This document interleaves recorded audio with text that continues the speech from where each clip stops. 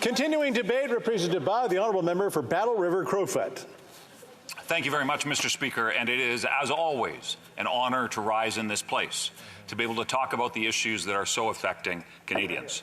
Now, Mr. Speaker, to be honest, I join into debate on Bill C-8 here today with a conflicted heart, having just listened to the Prime Minister's press conference, and now before members opposite jump out and jump up and point of order to try and discourage a debate in this place, Mr. Speaker, it's very, very relevant to the issue at hand.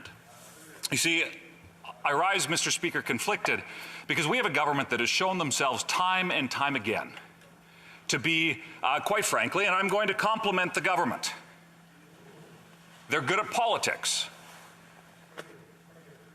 And they're thanking me. Well, they haven't heard the second part. Mr. Speaker, they're good at politics. But they have shown over the last 6, coming on 7 years, that they are not so good at governing. Yes. They are quick to take credit, yes, but never take responsibility. Here, here. They are quick to divide when it benefits them and their interests. Yet they refuse to show an ounce of humility or contrition, even though that's what true leadership is, Mr. Speaker. Amen. So I stand conflicted in this place because I just listened to the press conference where the Prime Minister of this country continued down a path of division and fear, using further inflammatory language that when I spoke in this place about 2 weeks ago, talking about how that was inflaming the frustrations that was leading to demonstrations in the streets. Mr. Speaker, it was incredibly disappointing that the Prime Minister would continue down this path, that instead of acknowledging his failures, and Mr. Speaker, let's be clear on this, they are failures, one after the other after the other. They are failures regarding the pandemic. They are failures regarding the so-called fringe minority with despicable views. They are failures on every front that have led to a country that has maybe never been more divided. And Mr. Speaker, I've spoken a lot about that in this place.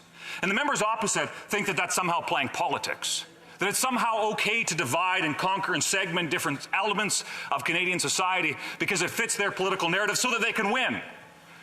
Well, Mr. Speaker, I'm about halfway through the former Attorney General and Justice Minister's book. Now, this is probably going to trigger a whole bunch of Liberals. The thing that I found very, very interesting is I'm about halfway through Jody Wilson-Raybould's book, is acknowledging that, you know, her and I would disagree on a lot of things in terms of policy and practice. But everything that we say is wrong with that Liberal Prime Minister and the way that he governs this country is affirmed in the pages of that book. And Mr. Speaker, that's why I say this Prime Minister and this government, they're good at politics, but they fail when it comes to governing. Yes. And Mr. Speaker, the consequences of that are seen each and every day across this country. And Mr. Speaker, that is a shame for Canada. And I just hope and I pray each and every day that those divides, that those scars that are being left on this nation are not so deep and damaging that it's irreparable. And those are strong words, Mr. Speaker. But it's what I hear each and every day from my constituents, the people that sent me here, that I have the honor of representing. The fact of the matter is, Mr. Speaker, they feel left behind by these Liberals. And I'm going to speculate here for a moment that when it comes to the positions and the talking points and the carefully crafted messaging that come out of the government benches, that does not reflect the reality of what many of the constituents of those members across the way face. Now, I'm not suggesting that there's universal agreement on any of these issues. Mr. Speaker, that would be a mistake that Prime Minister makes. No, Mr. Speaker, I'm suggesting that there is differences of opinion, but in a democracy, that's okay. In a democracy, that's what makes the strength of our discourse. Mr. Speaker, when shortly after being elected, I had to simply spend much of my time fighting to ensure that this place, the only place in this country where there is truly representation from every corner of the country for us to even be able to sit. You see, Mr. Speaker, I find it incredibly troubling, the path that our nation is on. And when the Emergencies Act is implemented, after 18 days, I think it is, and the language that the Prime Minister continues to use, no humility, no leadership, failure after failure after failure, the rhetoric that is inflamed daily and question period, the accusations that are tossed out about members of the official opposition and even within their own party when there's disagreement there. I know that those members opposite are hearing a narrative that is very, very different than the carefully crafted one that is being amplified by a few political staffers that are bent on power at all costs that are in the PMO, Mr. Speaker. That's right. It is shameful, and our country is more divided for it. So, Mr. Speaker, we see today a debate on an initiative that should be able to unite Canadians. Yet, what I do find very interesting is the, again, rhetoric. They're somehow trying to blame Conservatives here for doing our jobs. Well, I think that the Liberals need to be careful because Canadians are watching. Yes. We want to debate legislation because I saw time and time again throughout the pandemic, the Liberals would bring forward legislation, say that unless we gave it a rubber stamp, then somehow we weren't Canadian enough. Somehow we weren't serving our constituents, whatever the rhetoric of the day was. This place ensures ability for scrutiny of things like legislation, things like the rapid testing bill, the two parts where it's both the procurement and the transfer of rapid tests to our provinces. Mr. Speaker, the Liberals have played politics on this, so they invoke a closure so that the debate on this ends today. Yet we haven't heard that Prime Minister apologize for calling an election in the midst of a crisis that has divided Canadians even more, and the fact that he lied about mandating vaccines. Oh, my apologies, Mr. Speaker. I'll take the break. Can you retract that word? Thank you. So I will adjust my language, Mr. Speaker, to simply point out the inconsistency of the Prime Minister's message prior to the election campaign, and as my colleague from the Liberal Party in Quebec very effectively highlighted in the press gallery this past week, there was a real change that took place in the Prime Minister's rhetoric in the days leading up to the election that he promised that he would not call. Mr. Speaker, I certainly know what that is, and I know Canadians watching do as well. So, Mr. Speaker, we want to see rapid tests in the hands of Canadians. We want to see the tools used. We want to see, Mr. Speaker, I never thought prior to getting involved in politics that I would invite local weekly newspapers to come and cover me getting my COVID-19 vaccination, because I believe that that was in the best interest of the country. But to hear that the Liberals would somehow change their narrative to demonize the fact that we acknowledge that there's not universal agreement on something, well, the only, it speaks to how utterly ignorant and discriminatory, quite frankly, their rhetoric has become. When you have mandates that are being changed around the country, and the usage of things like rapid tests that we're talking about here today, Mr. Speaker, to be tools to help us move forward, to learn to live with COVID, yet we have the Liberals, instead of backing up and carefully considering a path forward, they're doubling down on failures, doubling down on division, doubling down. And now, with the invocation of the Emergencies Act, as my constituents remind me often, because, Mr. Speaker, I'm not old enough to remember the elder Trudeau when he was Prime Minister, and I know that I'm not allowed to say the name of the current, that was the previous. There are scars that this country has not healed from the elder Trudeau.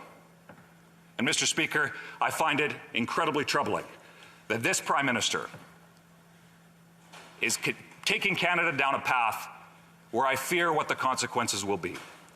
So whether it's them playing politics about the fact that we Conservatives and the official opposition want to do our job, playing politics about the fact that we can find, even though we may disagree on aspects of the pandemic response, we should be able to find much agreement. No, Mr. Speaker, instead, of charting a path forward that puts the interests of Canadians first. The Liberals, again, in this bill and everything that they do, are dividing Canadians for their narrow political game. And, Mr. Speaker, that has to stop. For the sake of our country, that has to stop. Questions et commentaires, questions and comments. The honourable member for, normally I would be ready for the Liberals to ask a question, but I guess that changed. The honourable member for South Okanagan West Kootenay. Mr. Speaker, and I'd like to thank the member from Battle River Crowfoot for his speech. I must say that I had the pleasure of sitting on the plane as I flew into Ottawa a couple of weeks ago. I sat on the plane next to his wife. We had a wonderful conversation, and this being Valentine's Day, I hope that he has been in touch with her as I have with mine. And it was nice getting to know his wife in that way. I just wanted to, he touched on the election, Mr. Speaker, and I just wanted to let him perhaps expand on that, because a lot of people in Canada, a lot of people watching at home may not realize that, they think the election took up 6 weeks, but here we are in early February and we're only starting a lot of what Parliament has to get going. We're 6 months. 6 months was wasted. And all the issues that are facing us, just not COVID, but housing, the opioid crisis. Just wonder if you could take some time there. The honourable member for Battle River Crowfoot. Thank you very much, Mr. Speaker. And so Danielle, who I'm not sure is watching, I know she doesn't watch CPAC all day, but to Danielle, I'll thank my honourable colleague from BC. I do want to wish Danielle a happy Valentine's Day. I love you, and I'm so appreciative of the support that you give. So thank you to the member for that reminder, and I'll put that on the record for all time. So Mr. Speaker, I also thank the member and I hope he and his wife have been able to have an enjoyable time. And my wife did comment about how much she enjoyed that, I think it was the flight from Toronto to Ottawa here a number of weeks ago. How conversations about how this place can bring people together even when we have, in some cases, diametrically opposed ideological views. So, Mr. Speaker, that member highlights exactly the facts. When it comes to the Liberals claiming that there's urgency for this, and I don't disagree. But what I do disagree with is the fact that the Liberals, between prorogation and an unnecessary election, we are months and months behind where we should have been serving Canadians, but instead they prioritize politics instead of the best interests of our country. Questions and comments. Question et commentaire. The honourable member for Saanich Gulf Islands. Thank you, Mr. Speaker, and my honourable colleague from Battle River Crowfoot. It certainly would never be the case that we've seen the Conservatives put politics ahead of anything in this country, and I appreciate that he understands that in this place, people in glass houses shouldn't throw stones, but I want to agree with him that the Prime Minister should never have politicized vaccines as he did on August 15th. I remember sitting there watching the launching of an unnecessary election and thinking, oh dear, this will go badly. We must not create wedge issues around public health advice. And I'd ask him to reflect now on what we do as parliamentarians to hold this country together, as even within families, people are breaking apart. We need to hold together. Member for Battle River Crowfoot. Thank you, Mr. Speaker, and I appreciate the question. And she's absolutely right. There are families. I've heard from families where families are being torn apart by the divisiveness associated with many of these issues. And as the Quebec Liberal MP last week that spoke to the press very, very well articulated, the division that took place as a result of some of the decisions that were brought forward. Mr. Speaker, I don't often talk about this, but over the election, there were a number of instances where the police had to be called on both extremes of the ideological spectrum in my constituency. So, Mr. Speaker, now, if you listen to the Prime Minister and members opposite, they're going to say, in fact, what the Prime Minister said in his press conference was that somehow it's only right-wing extremists, I think was the words that he used. Mr. Speaker, the consequences of division for political gain is division in our country. And we're seeing that each and every day. And I think that although politics is, and I would never be one to dismiss partisanship and even its place within our parliamentary institutions. But, Mr. Speaker, it is absolutely essential that the priority always be the fact that we need to be serving Canadians, not our own personal self-interest.